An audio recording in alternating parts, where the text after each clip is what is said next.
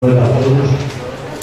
Nós ganhamos agora o dia 12 e agora a sessão do dia 13 de maio de 2016.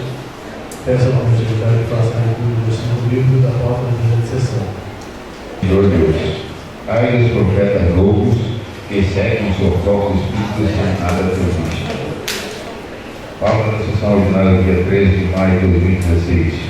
Indicações 003, parte 2016, autor e vereador Anderson Conceição de Assis. Diga ao senhor Justíssimo Prefeito deste município, Dr. João Antônio da Silva Albino, a necessidade de proceder com urgência à reforma das pontes do córrego Buriti e Redondo do córrego do Igor, ambas situadas neste município. Bom, pessoal, como nós não temos nem nada para ser lida hoje, nós não temos nenhuma matéria para ser votada para discutir, eu nem vou dar presente em sessão. O motivo que eu não sabe, não temos matéria para ser votada, nem para ser discutida, não temos nada.